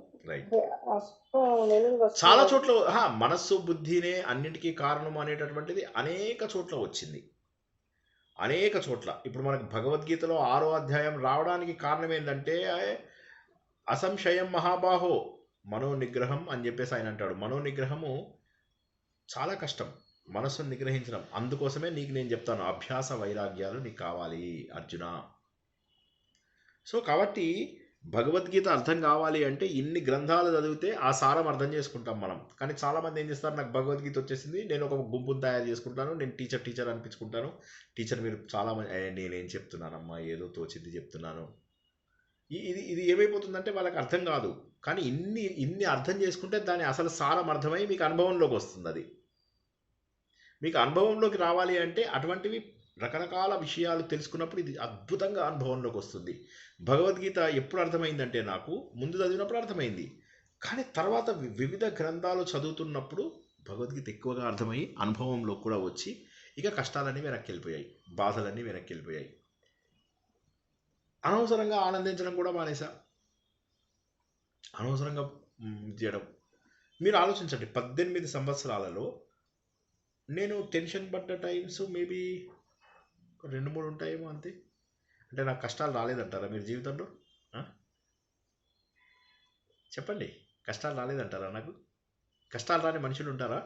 హలో, చూసారు కదా సార్, చాలా కష్టాలు అన్ని చూసారు. తట్టుకునే శక్తి కాదు, ఆలోచించాం. చెప్పండి. కష్టాలు ఉన్నప్పుడే మనిషి ఒక క్రమశిక్షణ వస్తాడు. అది ఓకే, కష్టాలు ఉన్నప్పుడే అది ఒకటి. అదేంటంటే పరిణతి రావడం. ఇక్కడ నేనంటున్నది ఏంటంటే కష్టాలను తట్టుకునే శక్తి గురించి కాదు. నువ్వు సత్యాన్ని తెలుసుకున్నప్పుడు కష్టాలను ఈజీగా నువ్వు పట్టించుకోవు అని చెప్పి.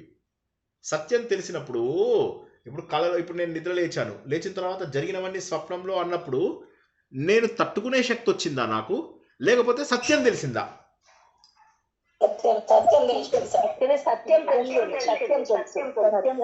తట్టుకునే శక్తి కాదు, అది తట్టుకునే శక్తితో సంబంధం లేదు.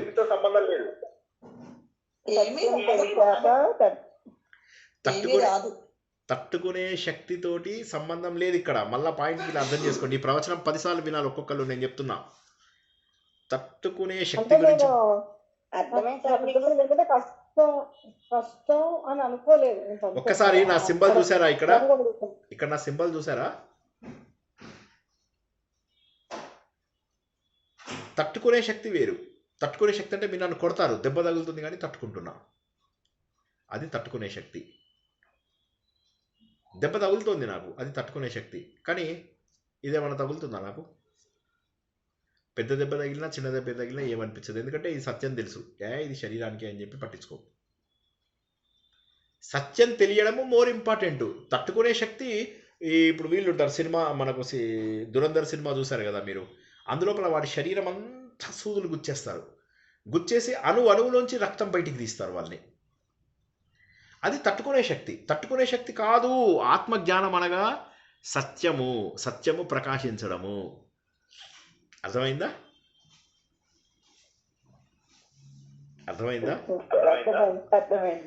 తట్టుకునే శక్తి కాదు, తట్టుకునే శక్తి కాదు. ఓకే సార్, అంటే సత్యం తెలిసినప్పుడు తట్టుకునే శక్తి వస్తుంది అట్లా అనుకున్నాను సార్, కానీ దానికి దీనికి సంబంధం లేదని తెలిసింది. నాకు ఒకటే మాట చెప్పండి, మీరు నిద్రలోంచి మెలకువకొచ్చారు. నిద్ర లోపల మీకు పులులు, సింహాలు అన్ని వెంటాడుతున్నాయి. ఇప్పుడు నిద్ర లేవడం వల్ల మీకు తట్టుకునే శక్తి వచ్చిందా, లేకపోతే అదే ఇది అసత్యం అని తెలిసిందా?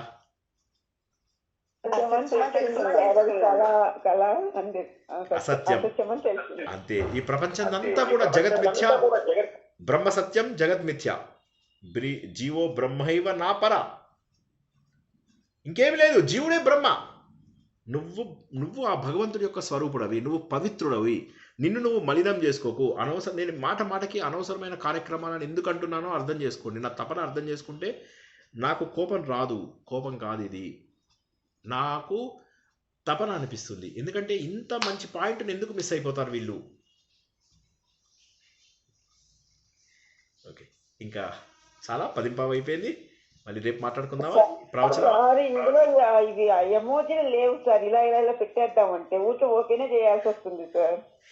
చూద్దాం, ఇంకొక రోజు దీన్ని ప్రాక్టీస్ చేద్దాం. ఎందుకంటే ఎమర్జెన్సీస్కి ఇది వాడుకోవడానికి మనకు ఉంటుంది. కాబట్టి మనం ఏం చేద్దామంటే ఇది వాడుకుని తర్వాత టెలిగ్రామ్కి వెళ్దాం. ప్రాబ్లం వస్తే ఇందులోకి వచ్చేద్దాం. టెలిగ్రామ్కి వెళ్దాం. ప్రాబ్లం వస్తే ఒక ఆల్టర్నేటివ్ ఉండాలి. 10 మంది కూడా జాయిన్ అవ్వరు అనుకున్నాను ఇందులో, అలాంటిది 65-70 మంది జాయిన్ అవుతున్నారు. అంటే ఏంటి? People are now used to this. రేపటి నుంచి అందరూ జాయిన్ అవుతారు. ఇప్పుడు వేణుగోపాల్ గారికి నిన్న ప్రాబ్లం ఉండే, ఇవాళ ఆయన జాయిన్ అవ్వగలిగారు. ధర్మలత గారు జాయిన్ అయ్యారు, కృష్ణవేణి మేడం జాయిన్ అయ్యారు. ఇంకెవరు ఇవాళ? ఇప్పుడు మంచిగా వచ్చింది చూడు. వేణుగోపాల్ గారు మీ గురించి మేము కూడా బాధపడ్డాము, మీరు 2 రోజుల నుంచి మాట వినబడకపోతే.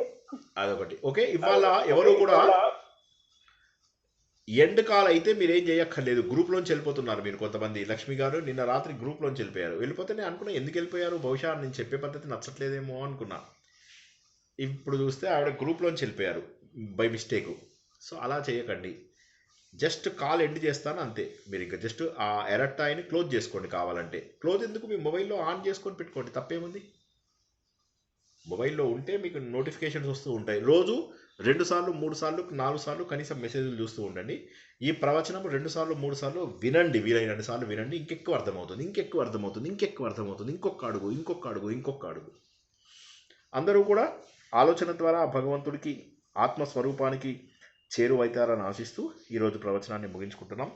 పునర్దర్శనం రేపు రాత్రి 9 గంటలకు ఆదిత్య హృదయంలో. అంతవరకు కూడా అందరికీ శుభం భూయాత్, శుభరాత్రి, జై శ్రీకృష్ణ.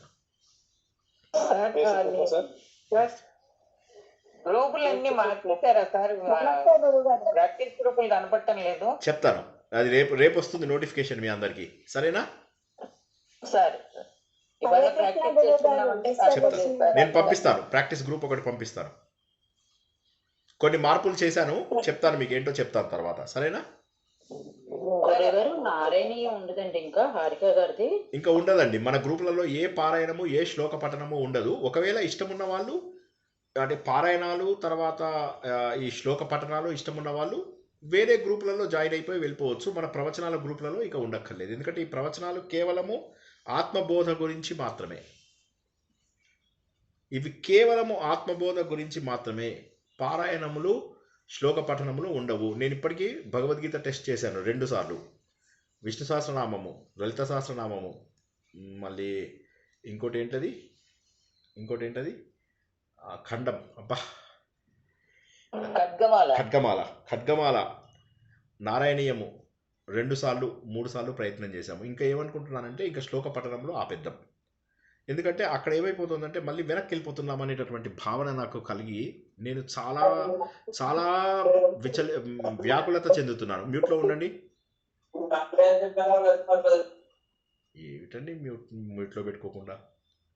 సో నేను చాలా వ్యాకులత చెందుతున్నాను. 2 అడుగులు ముందుకేస్తే 10 అడుగులు 20 అడుగులు వెనక్కి వెళ్ళిపోతున్నాం. ఈ 8 నెలలు కష్టపడండి. మిమ్మల్ని కావాలంటే దేవుడి దయ వల్ల అన్నీ బాగుంటే ఎక్కడికన్నా మంచి ఆధ్యాత్మిక ప్రదేశానికి వెళ్ళి ధ్యానం కూడా చేయిస్తా. కానీ మనస్సుని నిలదొక్కునేలాగా చేసుకోండి. రోజు వినండి, ఇవే వినండి, ఇంకా వేరేవేవి వద్దు. ఒక్కదాని మీద ఫోకస్ పెట్టండి కొన్నాళ్ళ పాటు. ఇటు ఎంపీసీలో, అటు బైపీసీలో, ఇటు బీఎస్సీలో, అటు బీఏలో కాలు పెట్టకండి. లేదు సార్ పారాయణం మాకు ఇష్టం, పర్వాలేదు, తప్పేం లేదు. పారాయణంలో ఏమి తప్పు లేదు. అటు వెళ్ళాల్సిన వాళ్ళు అటు వెళ్ళండి. ఆ పాయింట్ అందరూ అర్థం చేసుకుంటారని, అర్థమైందని ఆశిస్తున్నాను. ఓకేనా?